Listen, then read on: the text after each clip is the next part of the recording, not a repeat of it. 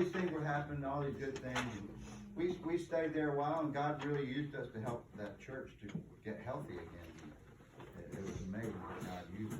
So then we moved back to Birmingham, my home, and then I get a phone call, and this gentleman said, Mr. Gensemer, my name is Wayne Crum, and I work with the Drug Enforcement Administration. I said, okay. And he said, we've been looking for you for about a year. He said, I'm in New Orleans. And I thought I shouldn't get smart with him, but I wanted to say, well, if you were in New Orleans, why didn't you just look in the phone book? Because I was in New Orleans for the last year, and my name was listed there. And you could have just,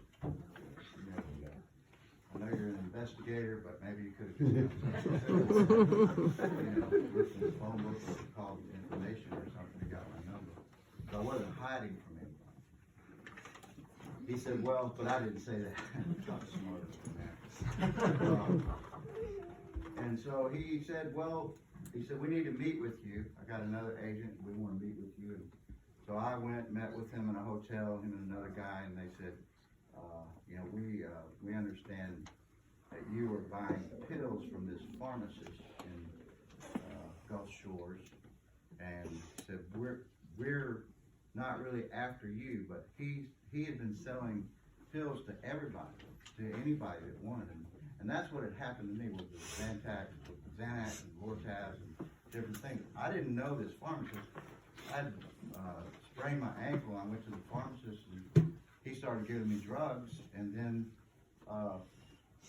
I never had to go back to the doctor. He would just refill my prescription. He'd go like, you want a double prescription? Sure, whatever. A triple, whatever, yeah, I give them to you. And but that was illegal. It was illegal for him, and it was illegal for me to do that. But he was doing that with everybody, and I don't know what was going on with him or why he did it. I didn't know him. But they said, well, they read me my rights, and they said, we're going to have to try you also. And I said, well, okay. And they said, but, if you'll come and testify to what you did, I said, well, I did it. And I wasn't worried about going to prison. Patty and I talked. I said, if I go to jail, we'll just start prison ministry. It really wasn't, I didn't even think about it. So I just said, I'll testify to what I did, because that's what I did, and I'm guilty. So I did, and went to court, was prosecuted.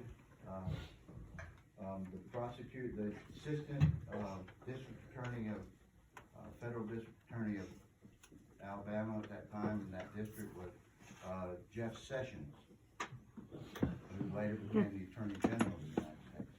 So he prosecuted and sentenced me to 5 years federal probation. So, meantime, back to Birmingham, because I had to go down to Mobile County for that trial. But the federal government sentenced me to 5 years federal probation. So, in the meantime, I had already been, I had started going to Bible college, and about 2 years after that, the Church of God, which I was in, helped me to begin a church plant. So I planted this little church, and I realized there were 5 abortion clinics that were within a mile of my church. And I didn't really know much about abortion, but I started finding out more and more about what it was, and I began to go out to the abortion clinics, and I saw these people back then, and they were out, and they would go out to the clinic, and they would sit in front of the clinics, and they would be taken to jail. They peacefully would sit in front of abortion clinics, and they were arrested for that. It was the holiest thing I'd ever seen. The guy that was leading it was an Episcopal priest, but there were all kinds of people out there, and they just peacefully sat in between the baby that was about to go in there and the doctor that was ready to kill it. And they were taken to jail, and I just thought that was Christian. That looked to me like what Christians should do. And I really wanted to do it bad. The problem was, I had 5 years federal probation hanging over my head. Well, I wouldn't go to jail to spend the night. I would go to jail for 5 years. So I just, I would stand out there with them, but outside and pray and stuff, but I would go to these Operation Rescue events. So I had to go to my probation officer. And my probation officer was a nice gentleman. He was a Baptist, but he was straight down the line. He said, you know, you got 5 years, and he was strict about my probation, about my rules. I was fine with that. But one day I went into the probation office, and they said, you got a new probation officer today. And said, we want to introduce you to him. I went back in a little cubby hole, and he's there, and he's going through my files, and said, well, it looks like, you know, you're a really nice guy. He said, looks like you're trying to change your life. He said, like you're helping start a church, right? And yeah, I said, yeah. And then he looked at me and he said, you know, you look really familiar to me. And when anybody says that, even today, they say, you know, you look familiar. I'm kind of like, well, you know, I don't answer that right away. I don't know where they knew me from.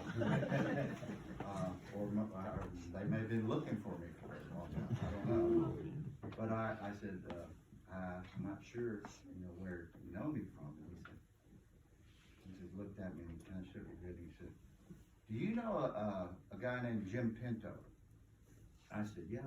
I said, he's the Episcopal priest. And he's the one that goes out and organizes these Operation Rescue events, March for Life. I said, yeah, I've been to the March for Life where he was, and seen him out at the abortion clinics. Know who he is. He said, I thought so. He said, well,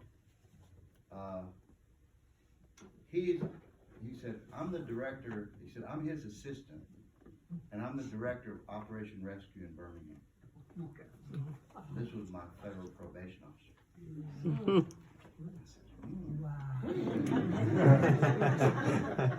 I'm going like, you know what, God, you know, it's kind of like God was making clear to me what his will was for my life. And he said, well, we can take care of this probation thing. 5 years of probation. He said, so about 3 months later, I was off probation. I was able to go and start working with Operation Rescue. In fact, I worked with them for several years before I kept, you know, pastoring the church and taking our church out and praying at the abortion clinic. Eventually ended up, you know, here in the CEC, and was asked to, well, it came to a point. I had been a pastor for about 11 years when I joined the CEC, and just came to a point in my life where it was like, you know, am I gonna keep pastoring or pastor a new church in the CEC? And I actually had become Jim Pinto's assistant priest because he had gone from the Episcopal church into the CEC. And well, one thing I skipped. Right in between that time, after a few years, when I had started a church and it grew some, and, you know, was doing good, my probation officer, his name was Charles Gardner, and we were friends. He called me and he said, listen, he said, Jim Pinto and I have left the Episcopal church and we've joined this thing called the Charismatic Episcopal Church. And he said, so I'm applying for holy orders as a deacon in the CEC. I said, that's great, man. He said, well, can you be a reference for me? This was my probation officer. I mean, I guess I can do that, you know, sure. And so I was a reference for him. Anyway, we later actually ended up in the same church together, deacon in the CEC, and I became a priest. And you know, so that's the story of how I got where I am. And that's why I know, because God confirmed every point along the way. God confirmed that this is what I'm supposed to do. This is who I am. It's what God wants me to do. And so I just want to encourage you as you seek purpose and the will of God, you'll see His power and His strength. When you follow His will and you seek it with everything in your heart, and I see that in church. I saw that this weekend at the retreat. Men, young people seeking God's will. I'm telling you, God will show you His will, and He'll fulfill in you those things that He began in you. I'm telling you that whatever you're believing God for, if you're trusting God, believing God for your family, your children, and your husband or your wife, trust in Him, believe in Him. Don't give up. And that's what I'm going to end this with. So we're getting ready to start Lent, right? Yep. Lent.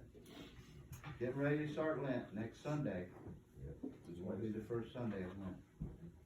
And I said this, I believe I was here last year at Lent. And I've got the same thing. You know, we talk about what we're going to give up.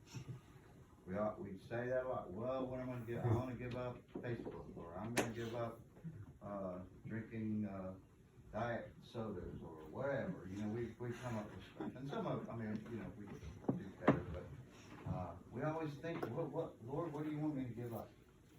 Now, I'm going to give you the same word I gave you last year about it. The word the Lord gave me is give up on giving up. Don't give up. Whatever it is, don't give up. Just keep fighting, keep going, keep believing, keep trusting God, and you'll see God move. I believe it. I'm telling you. You guys are, I'm telling you, as an outsider coming in here, the things that God is doing in this church, they're just beginning. Just beginning. And it's going to be so incredible, the things that you see God do. So, God bless you. Bishop, thank you for letting me share. Thank the Father, the Son, and the Holy Spirit. Amen.